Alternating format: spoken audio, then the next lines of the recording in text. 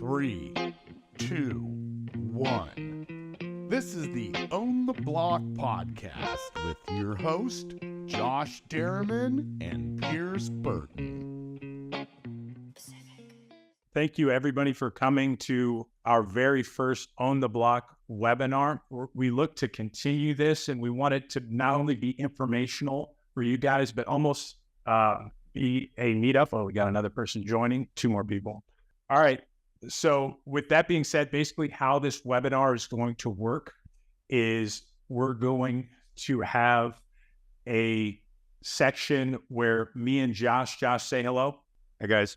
Where basically me and Josh give a presentation on a topic. Today, we're just going to go over a property that I fix and flipped and then turned it into a long-term rental and talk about all the things you need to think about when you're doing that.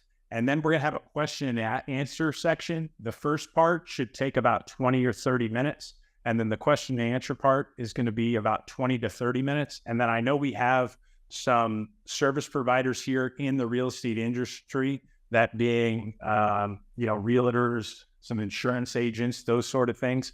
If you guys want to take 30 seconds to plug your business or anything like that, we're not like endorsing any of these people, but we want this to be an open meetup, an open forum. Josh, do you have anything else to say before we jump into this? Nope, let's jump into it. Okay. So my brother's going to be helping us out, John. He's going to pull up a photo of a property that I ended up fixing and flipping. So we have this property here, and it was listed at $160K. How I first came about finding this property was it was just listed on the MLS, and I ended up purchasing the property for $118,000. And the estimated rehab on the property at the time was $21,000, but the property actually ended up appraising for $265K after the rehab portion. Josh, you have anything to add there? Yeah, so can you tell us what your actual profit was on that? Just simple dollars?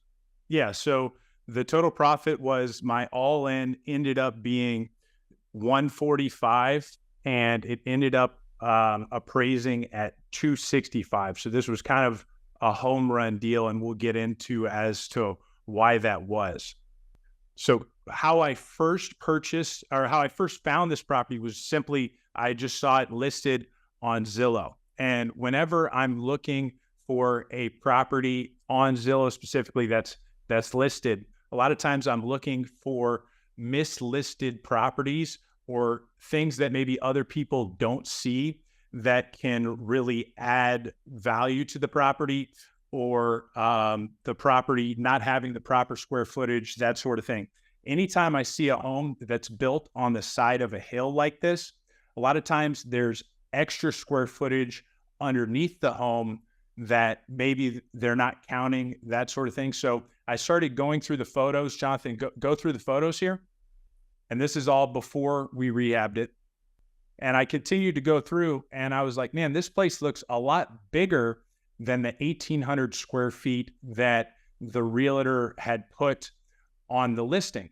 So I ended up going on the tax card, and it actually showed that the property was 2,500 square feet on the tax card, much bigger than the 1,800 square feet that it was listed for. So I knew there was some value there. Josh, do you want to add anything about mislisted properties? Yeah, if you're careful and you really do your due diligence, there's a lot of mislisted properties. I've always tended to see it more in the rural areas, but you'll see properties that'll say 1,500 square feet when in actuality they may be 1,800 or 22, and you can take advantage of that. I've also seen properties listed as single family when they're duplexes. I've seen them listed in the wrong county or even as a commercial property. And so when they're mislisted, what happens is that people are looking at that just on its face and saying, oh, 200,000 house, 1,500 square feet, and not diving into it. So if you know the area and you do the research, there are opportunities to capture those mislisted properties.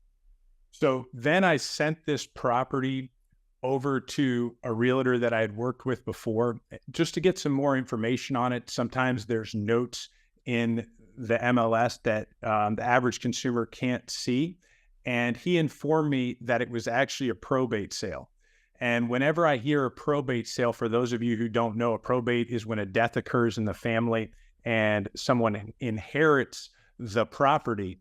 My ears perk up when I hear probate because their person has no attachment to the property and there's a chance of getting a better deal because they just want to get out of the situation as quickly as possible. So I ended up offering all cash, but you certainly could do this deal with a loan. I ended up getting under contract for $118,000. Now, when I'm getting under contract on a deal, I like to, before I make an offer, sometimes get my contractor out there beforehand, but sometimes that's tough especially when you need to put an offer in right away. So what I'll do is I'll put a contingency in there instead of a full inspection contingency, just like a 48 hours for my contractor to go see the property, give me a rough estimate on the deal. Now, with buying this property at $118,000 all cash, I didn't ask for closing cost credits because closing cost credits wouldn't matter within a cash sale. But if you're getting a mortgage, you always want to ask for closing cost credits. Josh, can you talk about why you want to get closing cost credits? Well, ideally you get it because you can wrap that cost into the loan, and you amortize that over whatever period that you own the property. And obviously, you're not having that money come out of your pocket.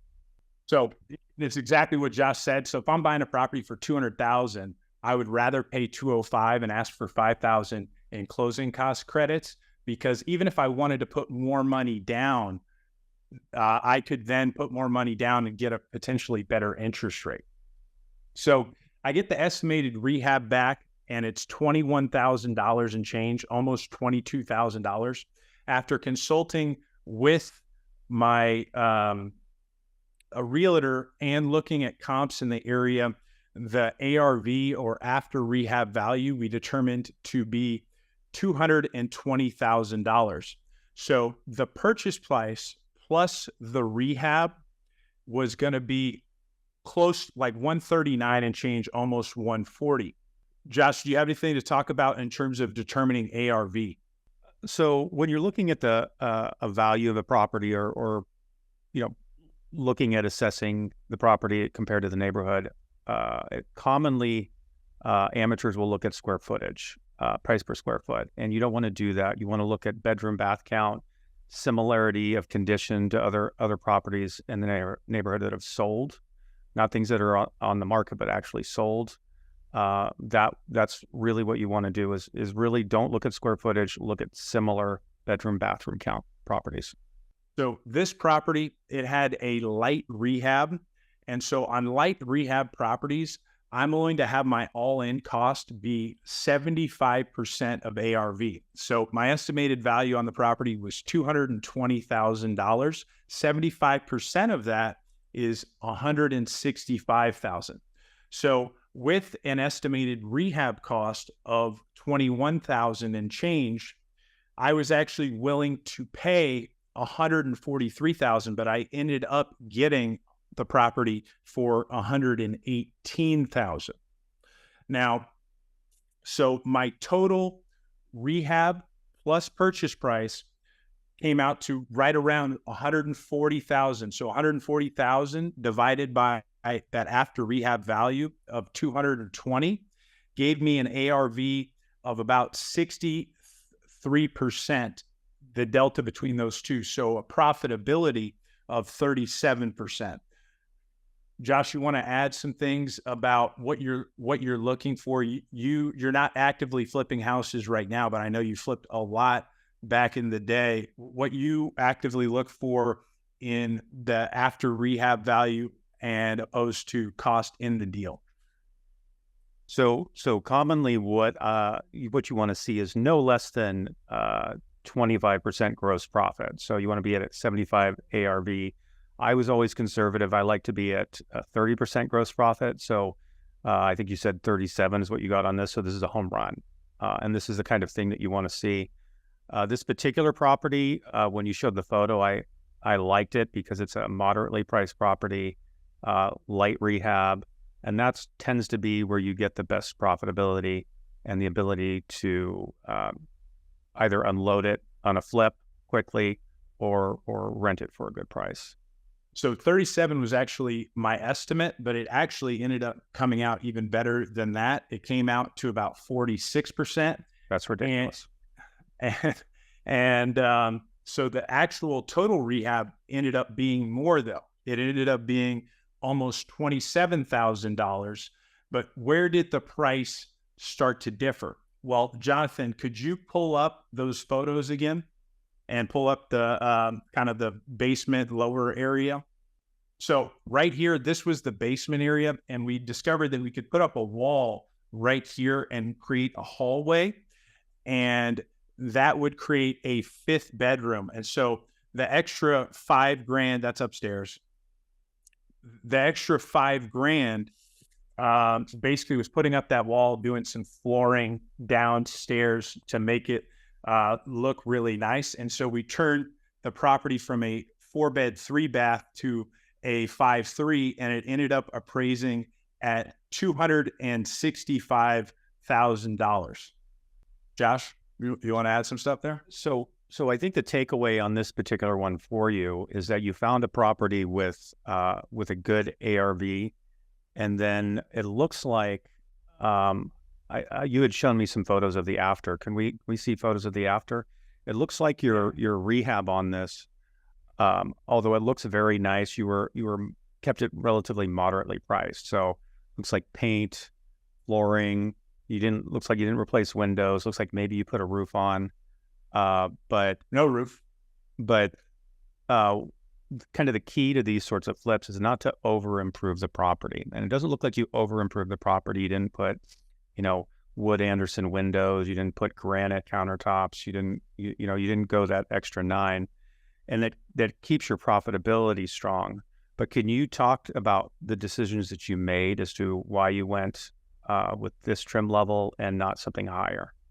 Well, so when you're rehabbing a property, you have to directly look at what the comps are in that particular area. You don't want to over rehab a property because you're not going to be able to get the appraised value out of it. The conditions in terms of condition level on appraised values are 1 through 4, with 1 being like an immaculate property and 4 being really rough. And so if you're rehabbing a property to a 1 level, but all the comps in the area are 2s and 3s or 3s and 4s, then you're over rehabbing it for that particular area. And you see that a lot with, some inexperienced flippers. And the appraiser is just going to do adjustments in terms of condition compared to the comps, and they're never going to give you that full value of what you really put in it if they're doing it on an adjustments basis. So I'll give an example of that. Is if you were in a neighborhood that doesn't have a pool, it's not typical for the area, but you installed a pool and it was $50,000. And so the actual sunk cost of the pool might be $50,000, but you're not going to see that in value when you either sell the property or you go to refinance it, like in a BRRRR situation. You might get $20,000, maybe $30,000 out of that pool. So you have to be very careful about the improvements that you make against the neighborhood. Another thing to consider is a lot of people like to think in terms of price per square foot. So they'll say, this house over here sold for $200 a square foot, so my house is then worth $200 a square foot.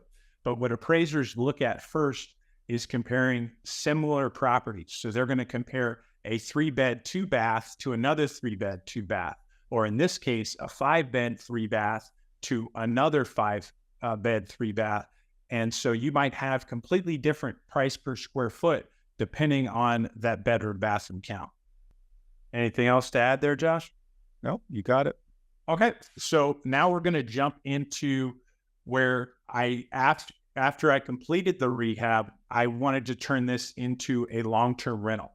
So we're going to look at those numbers. So the first thing, whenever I'm offering on a property, is to get an insurance quote. I'm often getting an insurance quote before I even offer on a property or at the same time that I offer on a property. In this case, the insurance came back at $1,284. The other thing that you want to do with insurance is you want to check on the FEMA website if the property's in a flood zone, especially if you're paying cash, because if you go refinance that property later on, you're going to have to get flood insurance when, if you pay cash for it, you don't have to get that flood insurance. And you might have not even known that was a cost that you had. Anything to add on insurance there, Josh? Well, insurance is so state specific right now. Some states it can be absolutely ridiculous. And so doing the work ahead of time on getting the quote is important because it can make a big difference on the profitability of a deal. And if you're buying in multiple states or multiple areas, even within those states, like, for example, Florida, that has different types of weather depending on where you go, just because you got a quote from, let's say, State Farm in Orlando doesn't mean that they're going to be the best price or even provide insurance in Miami. So that's important to consider it, kind of calling around. And after you determine your insurance provider for that particular area, then you can just get a quote pretty quickly from them. Next would be the property taxes on this property. The property taxes are only $327. So the property's going to get reassessed. I'm estimating that the property's taxes will probably be $1,500. One important thing to note when you're rehabbing a property like this and you don't have to put in permits or anything, the property won't get reassessed. So from a cash flow perspective, your cash flow is going to be much better on a property that you rehabbed than a property that you bought that was turnkey that got reassessed, because in this case, the property is going to be reassessed based on the price that I paid for it, not what its current value is after I finished the rehab, because there was no permits pulled. Anything there, Josh? Nope, that was perfect. That was accurate. So next, the great thing with this property and most single family homes is that you're going to have all your utilities paid. The grass is paid by the tenant, that sort of thing. But if you're dealing with multifamily properties, one thing that you need to find out right away is who's paying for the utilities, the water, the garbage, cutting the grass, all of those different type of things need to be factored in. Now, I decided on this property to just do a cash out, just enough to get my total cash invested in the deal of $145,000. So, after closing costs and that sort of thing, I cashed out to $152,000. Now, I could have cashed out to as much as 80% of that $265,000. And then on a 30-year loan, my payment was $1,169, and the total payment plus the taxes and the insurance are $1,303. But like we said, the taxes are probably going to go up on this property. And I was able to rent the property for $2,250, which ended up being considerably more than what I thought at the time. And part of that was adding that fifth bedroom. So can you talk about why you decided to long-term rent this rather than flip the property when you have such a large amount of profit in this deal? In today's market where this property is, I thought it would be better to hold on to it and wait until rates were to drop, and I was able to cash flow at a high number at well over 1% of what I had in the deal. And so waiting for those rates to drop, I just thought it was better to do that. Also, my belief is if you're flipping too many properties at the same time, that you can get yourself in trouble in terms of in terms of waiting on that money, and that cash out refinance is almost like guaranteed money back, plus all the, it's free money, no taxes. So something that I think is important that you didn't cover in the beginning is a little bit of your bona fides with how many rental properties you've purchased in the last several years you've been able to do. How many doors do you have right now versus where you were 3 or 4 years ago?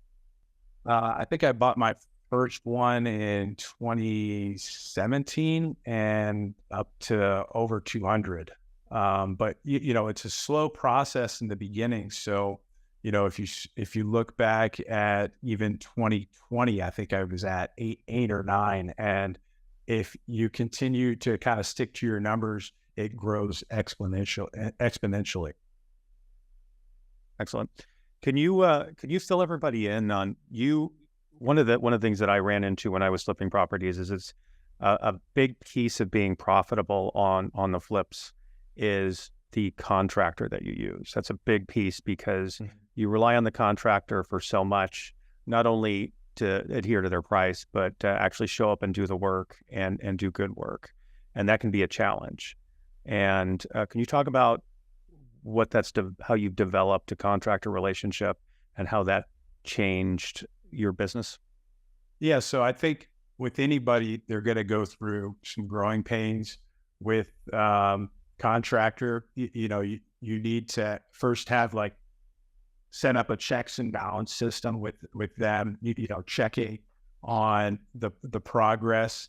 And then I would say number one thing is, you need to have active communication. And then, I talked with my contractor sometimes and he goes, I love that you pay me on time. He goes, a lot of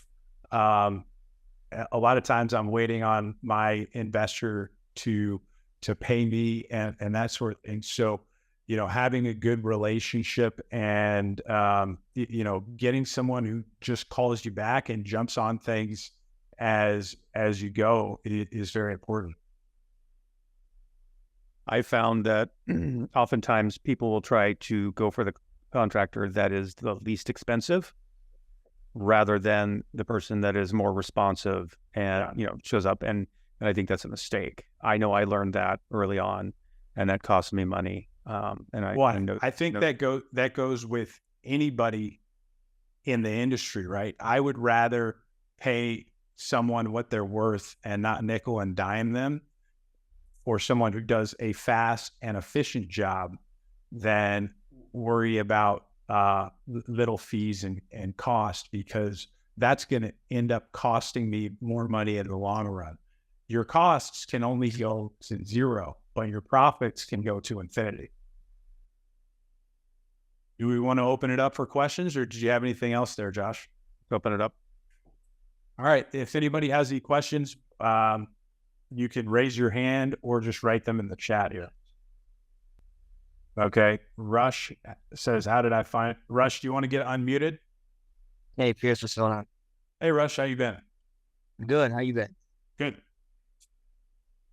Yeah, I saw that you did the rehab, right? I was curious, how did you find your contractor and how'd you vet them, being that you're out of state? Yeah. So me finding a good contractor was actually a large part of my growing pains, and finding the right contractor took going through and kind of trial and error with other ones. And so this contractor was that I'm using today. He was recommended to me by a realtor, but you'll get a lot of recommendations, and not everyone is good. And in terms of vetting them, I think you give them maybe smaller jobs and then start to work their way up. That's why I always, to my investors, I always recommend a smaller, light rehab to start, not only for you to get comfortable with all your service providers, but you just not being experienced. And, so first flip a lot of times can just be paint and flooring.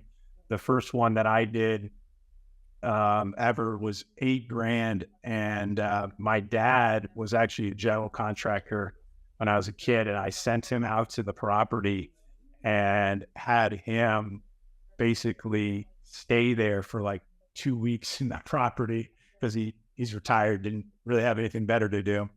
And he kind of functioned as my general contractor, subcontracting out all the different stuff like flooring, paint, and miscellaneous stuff. And then he fixed some things as well. So, Pierce, we've got a pre-registration question. Somebody had asked, they're looking to buy their first home. Should they invest in rental properties before buying their first home? This is kind of like a house hacking question. Yeah, you want to answer that one? Sure. I think most of the time we encourage people to utilize FHA, and you can buy a home, 1 to 4 units. Oftentimes, if you can get 3 to 4 units, that's ideal. You get a better price per unit when you get 3 to 4 units, and then you live in it for a year, and then you can move on to another property. And so it's a very inexpensive way. And with FHA, you can do as little as 3.5% down. Now, on the conventional side, they just opened up 3 to 4 unit where you can do 5% down. So it depends on the situation, the property, the client, but that's probably what we recommend most of the time for people, is to try and get into something that's a multi-unit property through FHA. And so the reason I think that getting through house hacking your first property is the best deal is because it's going to allow you to stack more money. When I was starting out, I house hacked a duplex and ended up renting a room to my aunt for $700 a month. My mortgage was $2,100. I was getting $1,400 a month from the back unit and $700 a month from my aunt for a room. So I was living there for free. I lived there for like 4 years doing this, and it allowed me to stack more money quickly for those 20% down payments by reducing my cost of living. And so that's the number one reason I think that house hacking is awesome. If you're living with a parent or something like that, then it's a little bit of a different story. But that's why that's always the first investment that I recommend on that. And you don't have to get a phenomenal deal. A lot of people think that on a 2 to 4 unit, you're going to need like the best deal possible. Well, if I'm buying a $400,000 triplex, the difference between paying $400,000, that's with 3.5% down, that's $14,000. The difference between that and getting a $30,000 discount is $1,000. So it doesn't really, in terms of down payment. So it doesn't really matter what you get the property for. It's more about the rent and reducing that cost of living. So it looks like Tyson Smith had a question: courthouse sales, good, bad, or a waste of time? And I think I'll take that question. I used to almost primarily buy at courthouse steps foreclosures in California. And so it was amusing. I would go with, 4 or 5 checks, each of $100,000, cashier's checks, and bid on properties at the courthouse steps. At that time, it was an interesting way to go. It's really state specific. There are very state specific rules. I think it's something right now where the market is, where it could potentially be good. You just have to really vet it. And you have to be really smart about doing the research, because oftentimes in courthouse sales, you don't get title insurance. And so you don't know if you're buying a second, a first, a third, if there's tax liens, all kinds of stuff. And so I had seen many, many people that bought at courthouse steps that didn't do the research, and they bought a second lien or they may have bought a first lien with a $200,000 tax lien attached to it. And so you have to be very, very careful. It's not for the faint of heart. Okay, we got Courtney Hunter. Do you recommend the first investment property be local and in the same state where you reside? So I actually recommend out of state or far away. The only reason being is it forces you to treat your real estate investing like a real business. If the property's right down the street from you, what I see is a lot of people treat their investing kind of like a mom and pop shop restaurant. When if you're buying out of state, you have to get all of the pieces in place and all of your service providers and that sort of thing dialed in, and you have to treat it like a McDonald's franchise opposed to just a mom and pop restaurant. And so if you can do those things and get it dialed in that way close to you, then close to you is probably going to be better just because it's easier access to the property. But the reason I recommend out of state is because it forces you, and I'm so stubborn that I kind of have to be forced to do things. Let's see, what were the other questions that we had in here? So we have a question. I'd like to get involved with multifamily investing, but my credit is challenging. What's my best avenue? I mean, challenging is subjective, but kind of classically multifamily, if your credit is challenged, you probably don't have a ton of money for down payment. So that falls back to FHA. FHA allows for credit challenged borrowers, 580 credit score, 3.5% down. And so you can buy up to 4-unit property. And so that's probably where you would land, depending on some specifics. There's some other stuff out there, but that's probably where you'd want to be. And if you have below 580 credit score, you can still do it with 10% down potentially. And then obviously there's VA where you can do loans in the 500 credit score as well. Mm-hmm. Pierce, you did have a hack that you mentioned the other day for improving your credit score. Do you remember what that was? You get your credit score, you look at all the stuff that you owe, all the collections, everything, and you pay that shit. Somebody should put that on a pillow. How do you estimate the monthly expenses like landscaping, water maintenance prior to purchasing a property? I'm gonna kick that over to you, but I was gonna say, it surprises me how often I see leases where the landlord is paying for water, sewer, garbage, landscaping, and that's something that you as much as you can, you should be pushing that off to the tenant. 100%. Yeah. So, in terms of monthly expenses like landscaping and water, if you're purchasing the property from another individual, you could request this from the seller. I haven't really had a problem getting that from the seller. In terms of general maintenance on the property, you know, that's directly going to correlate to what the age of the property is, what type of property it is. For example, the property we just reviewed is brick. If you had some type of vinyl siding or that type of thing, it's going to be damaged, especially if you're in like the South with humidity. So the age of the property and then what condition the property is in is kind of going to give you what those general maintenance costs are. Looks like Rashang asked another question. Yeah. So repeat what I said about the closing cost credits. So yeah, kind of to give a review of that. So any deal that I do, I try to ask for closing cost credits when I'm getting a mortgage.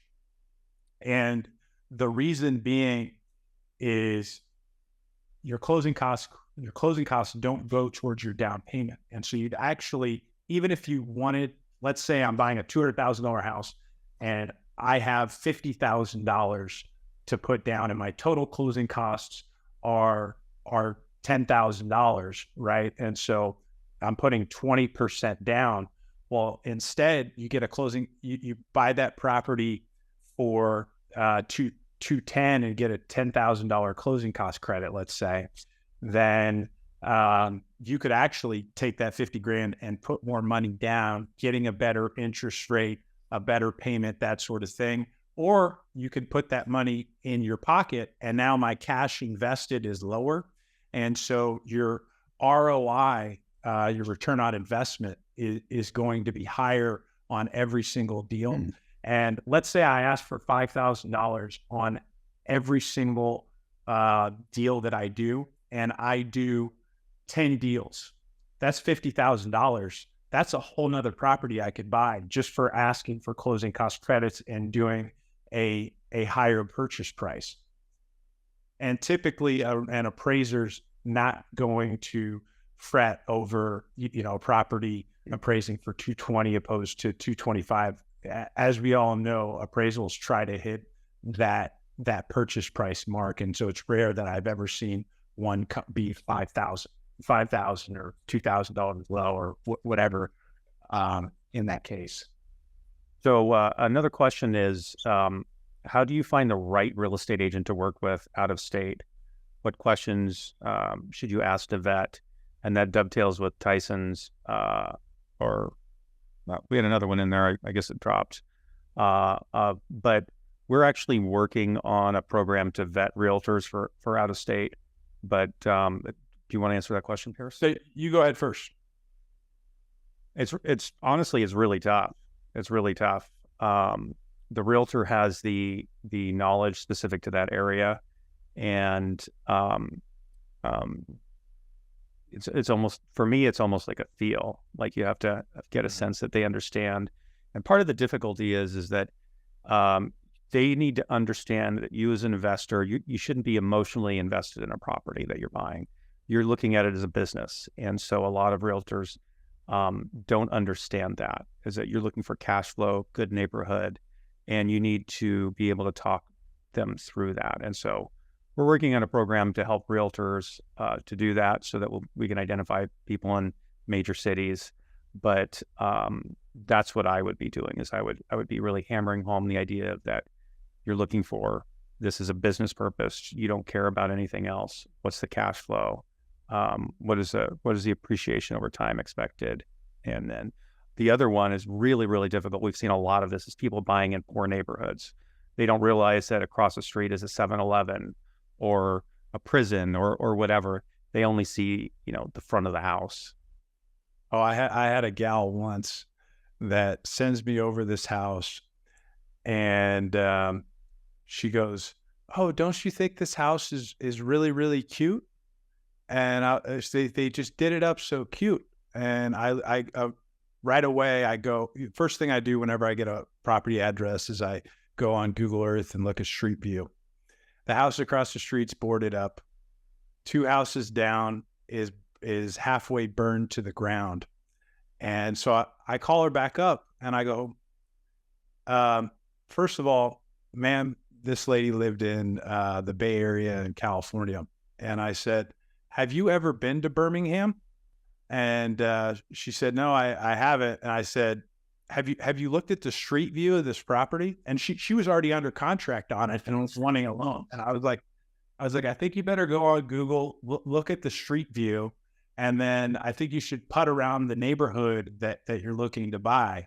Basically, someone had taken a property in a really rough D-class neighborhood and made it cutesy, and was trying to sell it on a online real estate investor turnkey company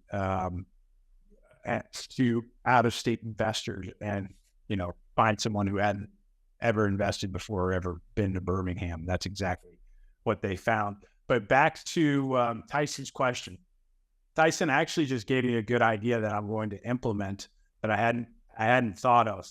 I'm going to make a form, and I think this is a good idea, for all those numbers, and start sending it to the realtors and service providers I work with, and have them fill it out about the property, about what the estimated property taxes are, comp, et cetera. I think I'm going to do that. Josh, you want to answer this? What percentage of your rental income are you putting aside for vacancy? I mean, I would assume 5%, depends on the area. But I would assume 5%. And then Sean asks, what do you guys think about an RV park? So Josh was much better well-versed with kind of weird type properties and loans on them. So Josh, why don't you go ahead and take that one? An RV park, commercial, they can be extremely profitable or a complete disaster. So it's like any other deal, you have to vet it. I've seen many RV parks that do extremely well, and I've seen many that you just push it into the ocean. So we'd have to look at that individually. So it looks like we got all the questions answered. Is there anybody else that wants to pop in and share anything? And anybody who's a realtor or insurance agent or I don't know, appraiser, title person that's with us that wants to just introduce themselves, just write in the chat and I'll unmute you. All right, nobody this time? All right, well, hopefully we get some people moving forward doing that. And we're going to keep doing this. We're going to do this again. The turnout was awesome. Thank you for coming, you guys. And we'll shoot out an email to everyone letting you know when the next webinar is going to be. Thanks, guys.